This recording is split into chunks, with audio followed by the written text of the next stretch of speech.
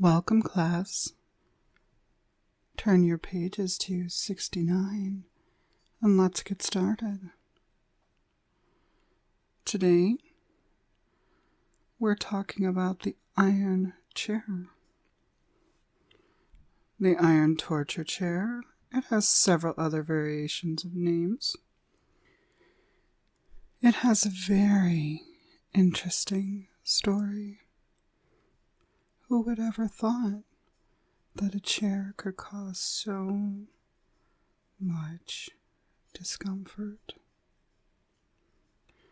Of course, it's not just a plain chair, even considering that it's made of iron. No. It has metal straps to keep you in place.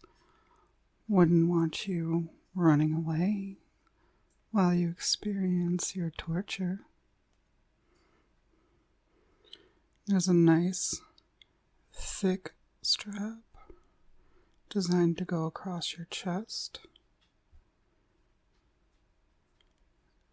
wrist shackles to hold your hands tight to the nice, cool arms of the chair. And of course, a nice sturdy bar to hold your legs in place. Wouldn't want to be kicking your inquisitor. No, not at all. Some of the chairs were just simply metal plates, usually of brass. The point wasn't to torture you just by sitting and having you locked down. No, that wasn't the goal at all. And some of the chairs had spikes on them. Spikes that you would feel pressing into you from the backs of your legs to your bottom, to your back. And of course, the tighter the straps held you to the chair, the more intense the feeling of those spikes pressing into your flesh. Perhaps they'd even break the skin and draw blood. Hard to say. The spikes would range in number from under 500 to over 1,500. A lot of times, people don't think that more is better. But in this case, more spikes would be better. Because when you have more spikes, it takes some of the surface pressure away. So it's more like sitting on something flat than something with spikes.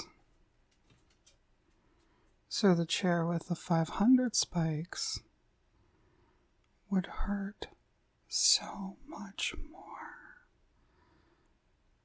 than the chair with more. These torture device creators, so devious. The main feature of this chair is that it would be pushed slowly towards a raging fire. As the chair got closer and closer to the fire, the metal would start to heat up. Essentially, the victim would be slowly cooked alive. If the spikes had broken your skin,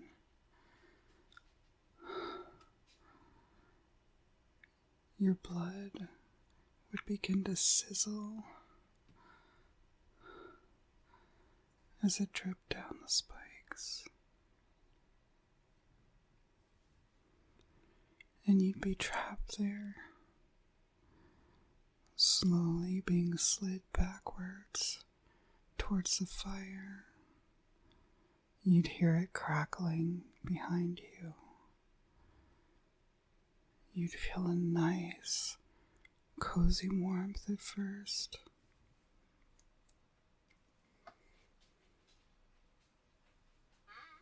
You wouldn't think much was wrong. Sort of like picking up a hot coffee or teacup and walking to another room with it. When you first pick it up, it's warm, but you think you're okay. And then as it's in your hand longer and longer, it gets hotter and hotter, and you can't stand the pain, and you're struggling not to drop it. Oh, but here, there's no escape for you. Your back will get hotter and hotter. Your bottom. These are the areas closest to the fire. And then you'd start to cook. All manners of horrors. How close do you have to get before your hair goes up in flames?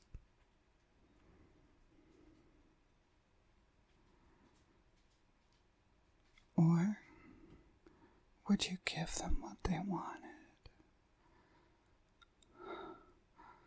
Give them the information they wanted.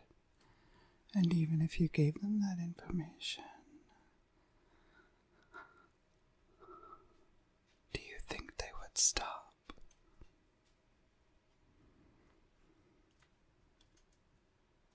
Answer those questions for your homework class, and I'll see you next time.